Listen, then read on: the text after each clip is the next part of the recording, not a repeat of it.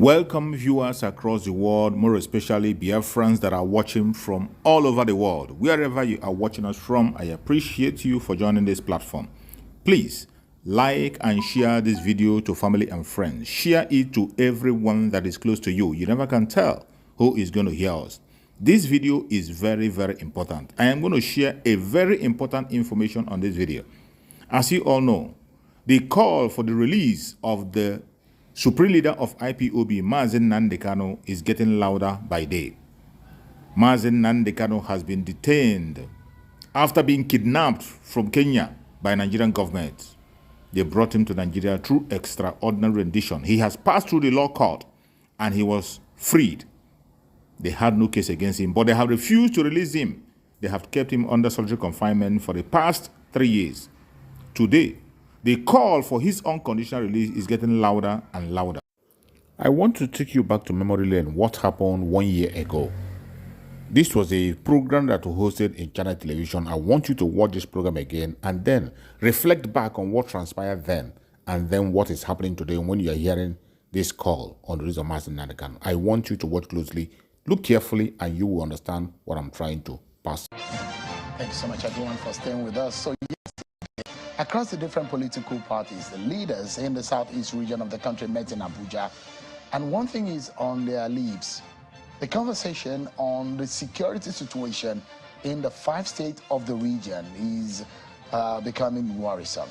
And they have agreed that they will go and see President Bola Tinubu to meet with him. Take a listen to part of what they agreed on. The governor that was there, the governor of Imo State, Hope Uzodinma, spoke. The President General of Ohanese, Chief Emmanuel Onyango, was one of those who led that meeting. Take a listen to what they agreed on. We have identified insecurity, that is the problem of Southeast for now, and is at the front burner, and must be addressed. Over the years, we've been working with the governors of the region to ensure that this matter is resolved. The federal government in the past have supported, but we think that the federal government can do more. So among other resolutions, we resolved today to make a representation to the president for his intervention to be able to bring the insecurity in the region to an end. Let's speak with one of the leaders of the political party, one of those representing in the region. I have the national chairman of the All Progressives Grand Alliance, APGA. Is the newly minted national chairman and perhaps the youngest national chairman in all of the political parties in Nigeria, Sylvester Ezekiel. Thank you so much, national chairman, for joining us. Thank you very much for having me. Yeah. This is very serious, bonner within the polity of the Southeast Nigeria. How bad are things in terms of security? The sit at home is a major issue, isn't it? Yes, there are a whole lot of issues, not just the sit at home. At least when you talk about the sit at home, you're talking about the economic implications on the economy of the Southeast. Then there is the issue, which is the major one of the issue of security of lives and property. So there are criminals masquerading as agitators who have hidden in various bushes or forests around the Southeast, with the whole notion that they are probably agitating for the release of Mazi Nnamdi Kanu. And every now and then, they come out, they unleash mayhem on the innocent citizens of Southeast Nigeria. And we've had track record of wanton kidnappings, killings, at least from, I should say, between 2020 till date. In fact, there have been numerous reports about the number of lives that have been lost. Security men, innocent civilians, so many property bonds, police stations, and what have you. So it's a very serious issue, and I'm very, very happy when you played the video of the meeting of Southeast leaders that was held at the Imo Government Lodge. There is a consensus of opinion around the Southeast, and that reverberates around Nigeria now, that there is need for the presidency or the federal government to wade into this crisis. And one thing that keeps reoccurring is the issue of Mazi Nnamdi Kanu. I will draw an analogy with the biblical injunction that you try and separate the wheat from the chaff. Now, there are so many armed men, non-state actors, camped in various bushes and forests around Southeast, claiming that they are agitators and that they will not stop the unrest until Mazi Nnamdi Kanu is released. There have been several statements issued in the past. In fact, you will see some faceless group wearing masks saying that whoever you are, once you're a political appointee or a government official around Southeast, if they get you, they're going to eliminate you.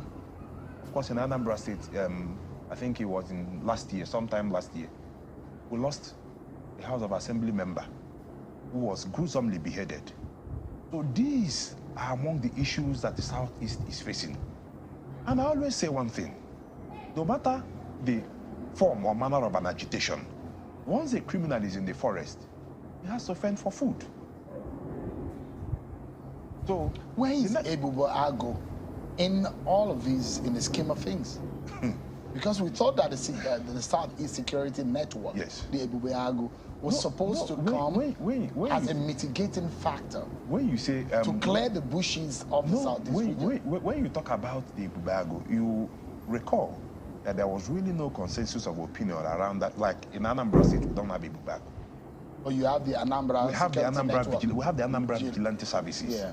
Now, I can tell you for sure, another issue that is really at the heart of all these things is the issue of policing within the context of the Nigerian Constitution. Because the Ebubo Ago you're talking about, there is a limit to the nature of arms that they can carry. For example, in Anambra State, where we have the Anambra Vigilante Services, the Anambra Vigilante Group, they've really tried as much as possible to try and quell these insecurity issues around Anambra State. And I know that there are similar groups around some other Southeast states. But the problem is the security forces, talking about the traditional security forces, the conventional security forces, the police and the armed forces, have really been demoralized in terms of the number of men that they've lost. Because this thing comes more or less in the form of a guerrilla attack.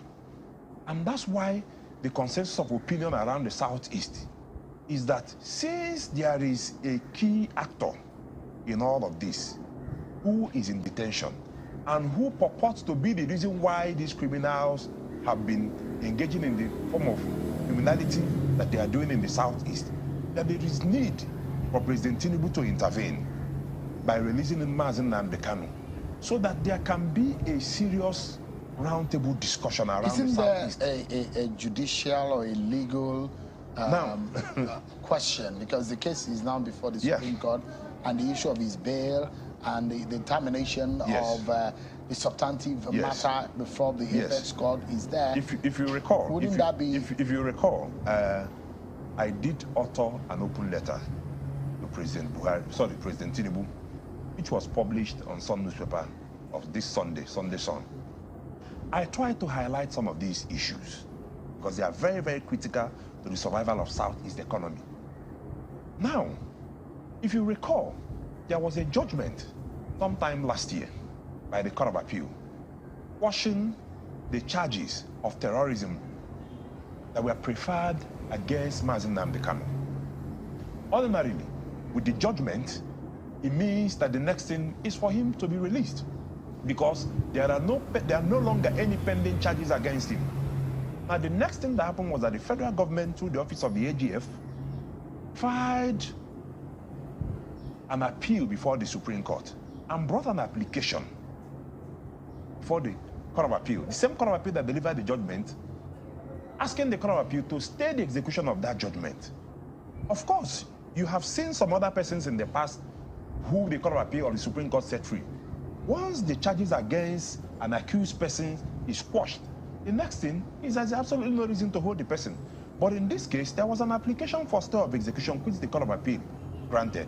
Now, granted that probably forms a basis for the continued detention of Mazi Nnamdi Kanu. But the fact needs to be made, and the point needs to be made, that if not for the appeal and the application to stay the execution, which was filed, presented before the Court of Appeal, you probably would have been a free man. So, and now, sorry, it now brings to Bonner, a front burner, the issue, because the essence of a prosecution is to really try and find out if someone who has been accused of committing a crime is actually guilty. Now, and what the federal government is expected to do is prosecution, not persecution. So, I mean, it's your own interpretation yes. of the legal scenario playing out in the court yes. Is your opinion, but you know it's within the premise of yes. the court now. And so it's for. So don't let us argue it's not really within. You are giving a premise. No, just hold on. Just hold on. We can't argue what is. Just hold on. Just hold on. Okay. We cannot argue what is before the court. No, let me explain. No, that's the point I'm making.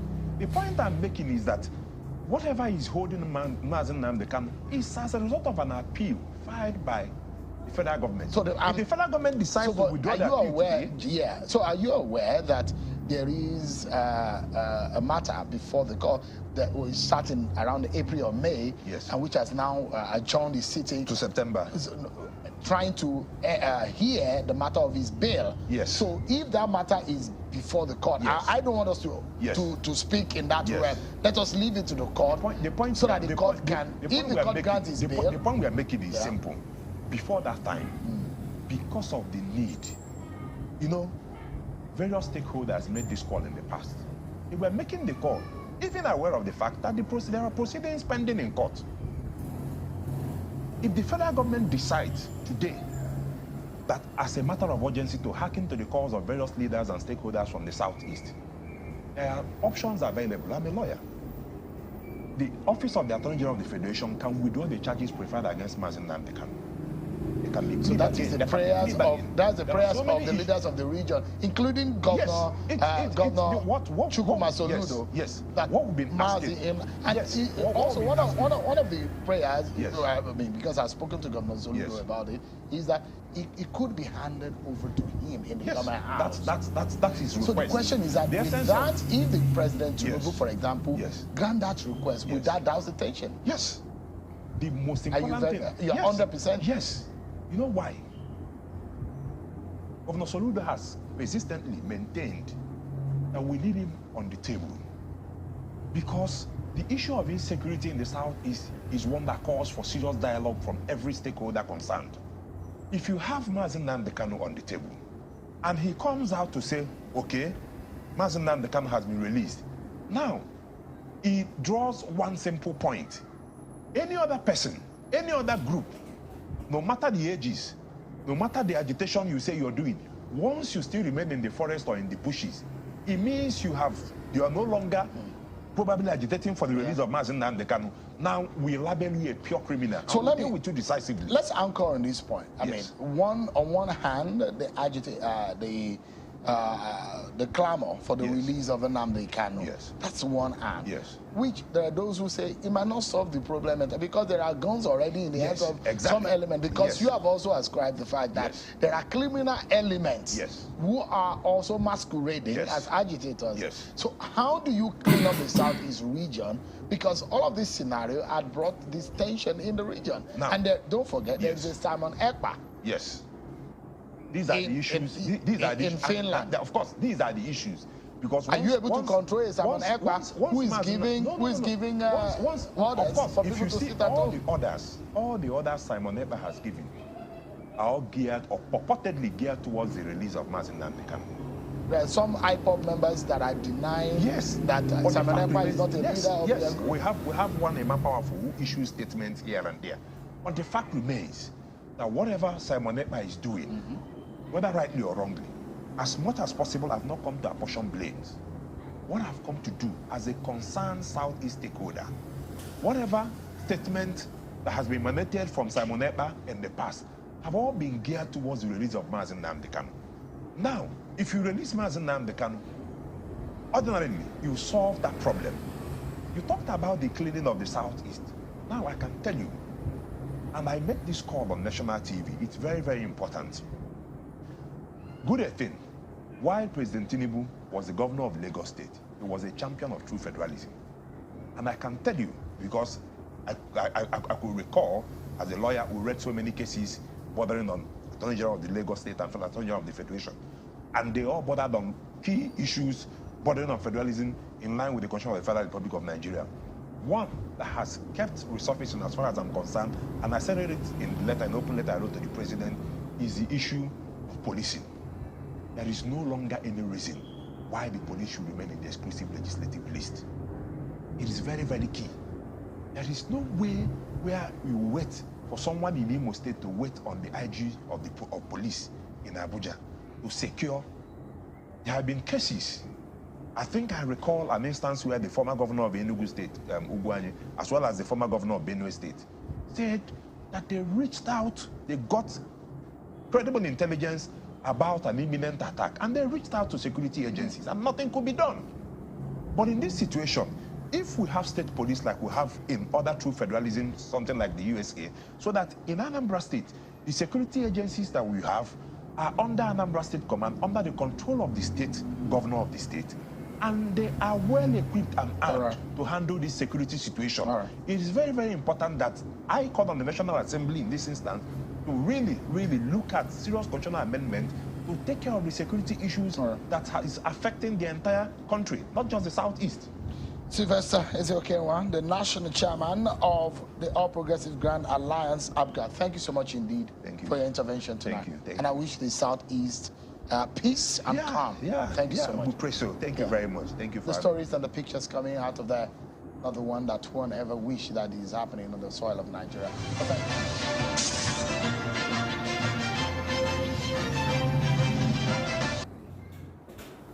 My fellow Biafrans, after watching this clip, I want you to be the judge for yourself.